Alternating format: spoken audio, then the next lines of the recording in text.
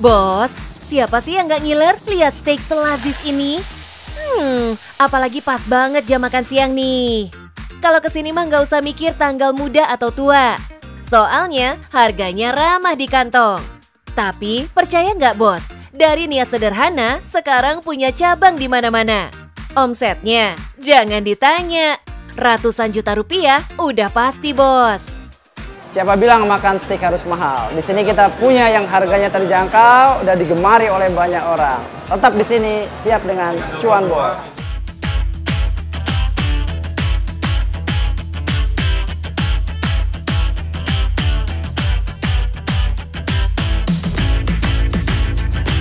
Rasa nikmat, harga hemat. Dulu tagline ini lekat banget sama kuliner steak ini bos. Ya, karena emang bisa sehemat itu untuk makan steak enak, yang notabene dikenal sebagai kuliner mewah dengan harga wah. Pak Jody bisa mengubah kesan itu jadi kuliner yang bisa dinikmati semua kalangan. Produk andalannya udah pasti steak original, tapi banyak dari konsumen yang suka dengan menu chicken double-nya. 40 ribuan untuk seporsi steak. Siapa yang nolak? Penasaran kenapa harganya bisa segitu? Karena kita pakai bahan-bahan lokal. Jadi dagingnya daging lokal, walaupun kita ada daging impor tapi nggak terlalu banyak. Kebanyakan itu lokal.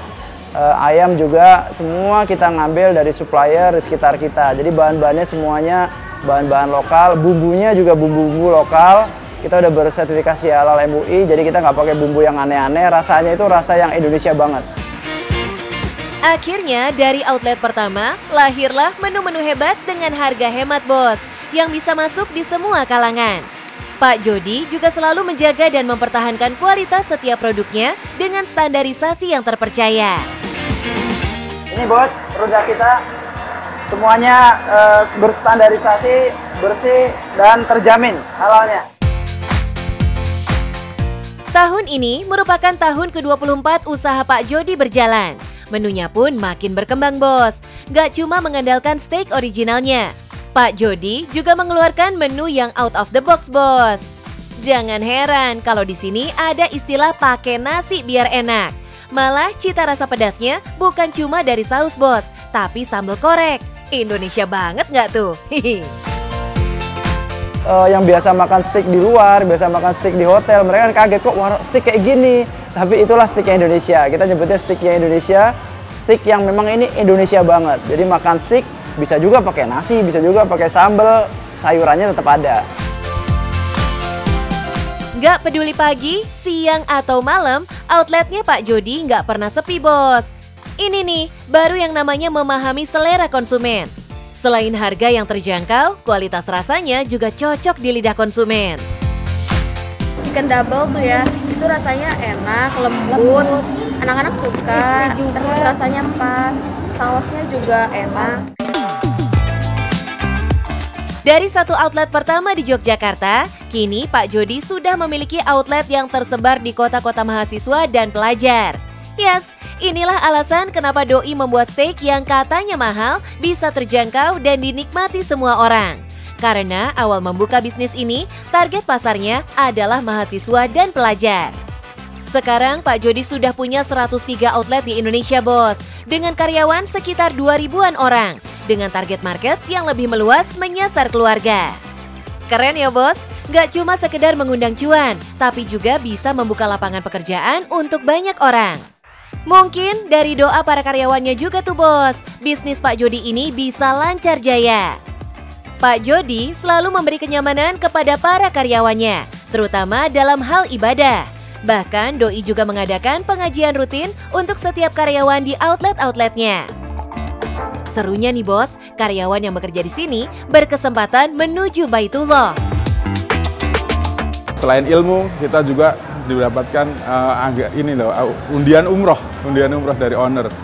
Setiap tahunnya diberangkatkan hampir 20-30 berangkatan untuk karyawannya. Itu ada seleksi, yaitu setiap karyawan yang bisa menghafal 4 surat pilihan itu akan diundi di setiap selesai biasanya syawalan ya, di acara syawalan kita diundi, yang mendapatkan undian umroh itu di tahun itu juga akan diberangkatkan umroh. Masya Allah, nggak heran ya bos, bisnis Pak Jody makin berkah. Omsetnya pun mencapai angka yang wah.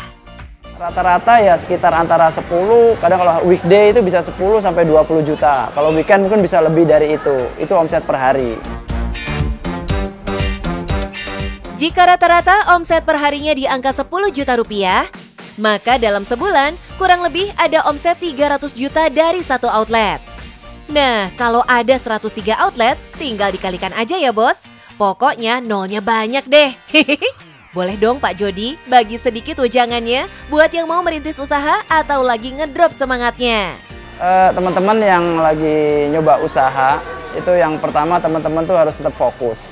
Usaha itu nggak bisa kita sambi-sambi. Harus fokus dulu sampai ke detail-detail. Kalau kuliner berarti produknya itu harus dikuatin. Produknya harus punya nilai plus, harus disukai oleh banyak orang. Gak cukup di situ aja. Teman-teman harus kreatif, teman-teman harus ngembangin terus. Perjalanan buat membangun brand itu ngembangin kreatif itu harus dilalui terus. Terkait kompetitor, teman-teman jangan takut dengan kompetitor. Justru harus belajar dengan kompetitor. Kalau kita nggak ada kompetitor, kita nggak akan tahu nih. Kita nggak akan bisa berkembang. Brand kita nggak akan bisa besar. Jadi harus terus belajar dan berkembang terus. Setiap tahap dari suatu proses emang punya tantangannya sendiri bos. Ada yang susah saat merintis, ada yang pengen maju tapi banyak kendala, bahkan yang udah berhasil pun ada jatuh bangunnya. Gimana bos? Udah lihat perjalanan bisnis kita? Kuncinya adalah tetap relevan, inovatif, kreatif, dan yang penting cuan bos.